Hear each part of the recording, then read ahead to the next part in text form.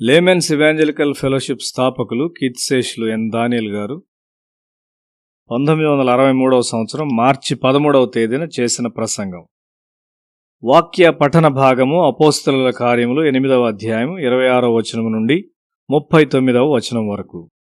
ఒక రథము వెళ్తూ ఉన్నది. దేవుని ఆత్మ ద్వారా నడిపించబడి దాన్ని చేరడానికి ఫిలిప్పు పరిగెడుతూ ఉన్నాడు. ఆ విధంగా అతను నడిపించున్నది దేవుని ఆత్మయే. ఈ ఫిలిప్పు యేసు శిష్యుడైన ఫిలిప్పు కాదు. ఇతడు దైవభక్తి గల 4 కుమార్తెలను కలిగిన సువార్తికుడైన ఫిలిప్పు. కైసరయలో అతని ఇల్లు ఉన్నది. యెరూషలేములో హింసలు వచ్చినప్పుడు అపోస్తలులు బయలువెళ్లి చాలా స్థలాల్లో బోధించారు.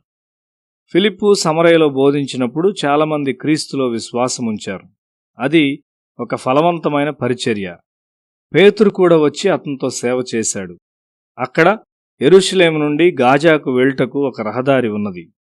ఆ మార్గమందు ఒక రథములో ఒక అధికారి ప్రయాణం చేస్తూ ఉన్నాడు. ఐథియోపియా దేశపు రాణి క్రింద అతడు ఒక ఉన్నతమైన పదవి కలిగి ఉన్న మనిషి. ఆ దేశం యొక్క ధనాగారం అంతటి మీద అధిపతిగా ఉన్నాడు. యెరూషలేములో ఒక ప్రత్యేక పండుగ సమయంలో దేవుని ఆరాధించుటకు అతడు వచ్చాడు. అతడు రథములో తిరిగి వెళ్ళుచు ఒక యూదుల లేఖనముల చుట్టను బిగ్గరగా చదువుచున్నాడు. దేవుని కన్నులు ఆ రథం మీద ఉన్నవి.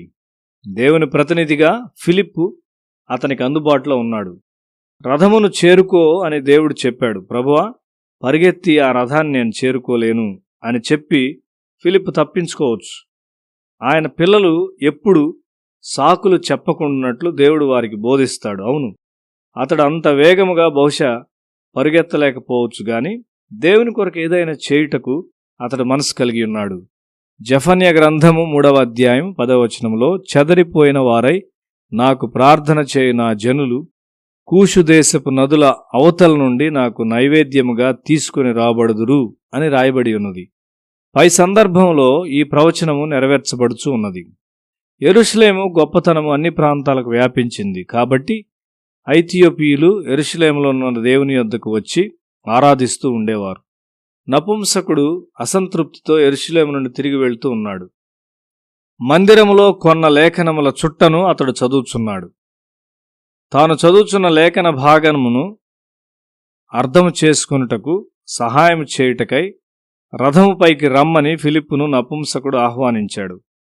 ఉన్నతమైన పదవిని కలిగి రథములో వెళ్చున్న అధికారితో కూర్చున్నటకు ఫిలిప్పు లాంటి ఒక సామాన్యమైన వ్యక్తికి అనుమతి లేదు.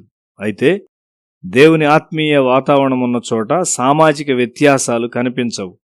గ్రంథపు చుట్ట ప్రవక్త అయిన యెషయా గ్రంథం. దేవుని గొర్రెపిల్ల అయిన యేసు బలియాగాన్ని గూర్చి అతడు చదువుచూ ఉన్నాడు. దేవుని ఆత్మ నపుంసకుని ఒప్పింపజేస్తూ ఉన్నాడు. అతని హృదయంలో కోరిక ఉన్నది. ఫిలిప్పు ఆదిమ సంఘం యొక్క ఆత్మీయ వాతావరణంలో శిక్షణ పొందినవాడు. ఆ తీవ్రమైన ఆత్మీయ వాతావరణంలో అతడు వృద్ధి చెందాడు. ఆ విధమైన ప్రజలు చాలా ఆత్మీయ వరాలను వృద్ధి చేసుకుంటారు. అటువంటి వరములున్నవి అని లేక వాటిని కోరుకొనుటను గూర్చి నీవెన్నడూ వినియుండకపోవచ్చు. అయితే పరిచర్య చేయనప్పుడు అవి నీకు అనుగ్రహింపబడతాయి. మొదటి రాజుల గ్రంథము 18వ అధ్యాయం 12వ వచనంలో, యెహెజ్కేలు 3వ అధ్యాయం 12వ వచనం నుండి 14వ వచనాల్లో దేవుని ఆత్మ ప్రవక్త అయిన ఏలియాను ఇతర స్థలములకు తీసుకుని వెళ్ళుట, అలాగే ప్రవక్త అయిన యెహెజ్కేలును కూడా అదే విధముగా ఇతర స్థలములకు తీసుకుని వెళ్ళటను గురించి మనం చదువుతాం. యెహెజ్కేలు గ్రంథంలో ఆ విధమైన వాక్య భాగములు అనేకములను నీవు కనుగొంటావు. ఆత్మలో ప్రార్థించు దేవునికి చెందిన మనుషులను దేవుని ఆత్మ పట్టుకుంటాడు. దేవుని ఆత్మ వారిని వింతైన అనుభవంలోనికి మరియు వింతైన స్థలముల్లోనికి నడిపించును. ఆయన వాక్యమును ధ్యానించువారు ఆయన ఆత్మను కలిగి ఉంటారు. ప్రార్థించేవారు ఆయన ఆత్మతో నింపబడి ఉంటారు. ఆత్మలో ఏకత్వం కలిగిన వారితో మనం ప్రార్థించినప్పుడు మనం పైకి ఎత్తబడతాము. నిన్ను నీవు కేవలము సాంఘిక విషయములకు అప్పగించుకొనకూడదు. నీవు దేవుని కొరకు ఒక ఆత్మీయ శక్తిగా ఉండాలి. సర్పమును నీవు నీ పాదముల క్రింద త్రొక్కవలసి ఉన్నావు.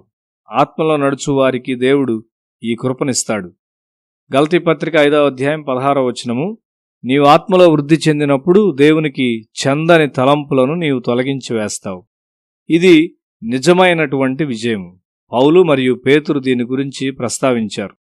క్రైస్తవుని ఆధిక్యత సాతాన్ను క్రింద పడవేయటమే. ఫిలిప్పు అటువంటి స్థితిలో ఉన్నాడు. అతడు ఒక సామాన్యమైన మనిషి స్థాయిలో లేడు. అతడు ఆత్మలో నడుచున్నాడు. అతడు దేవునితో సంబంధం కలిగి దేవుని ద్వారా నడిపించబడినాడు. రోడ్డు మీద లేక ఆట స్థలంలో నీవు ఒంటరిగా నడుచుండవచ్చు గాని అక్కడ కూడా ఆత్మ నిన్ను నడిపిస్తాడు. నీవు దేవుని యొక్క ఆత్మీయ కుమారుడువేనా, లేక ఒక సేవకుని మనస్తత్వాన్ని కలిగి ఉన్నావా? ఫిలిప్పు దేవుని కుటుంబంలో దత్తత పొందిన కుమారునిగా ఉన్నాడు. యేసు ఒక కుమారుడు. యేసు అనుభవించిన ఆధిక్యతలను ఫిలిప్పు కలిగి ఉన్నాడు. బావి యొద్ద ఉండిన స్త్రీ యొద్దకు క్రీస్తు నడిపించబడిన విధముగా రథములోనున్న మనిషి యొద్దకు ఫిలిప్పు నడిపించబడినాడు. ఆ స్త్రీ ఒక మిషనరీగా మార్చబడింది. నపుంసకుడు కూడా ఒక మిషనరీగా తయారయ్యాడు. అప్పటి నుండి ఐథియోపియా క్రైస్తవ్యమును ఎరిగి ఉన్నది. ఫిలిప్పు ఒక సోమరిగా ఉన్న మనిషి కాదు.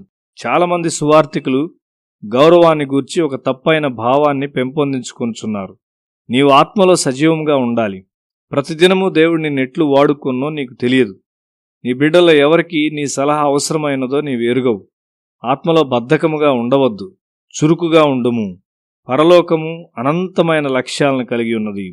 ఫిలిప్పు దేవుని ఆజ్ఞకు విధేయత చూపకపోయినట్లయితే ఐథియోపియా దేశమంతా మార్పు చెందకుండా ఉండే ప్రమాదములో ఉండెడిది.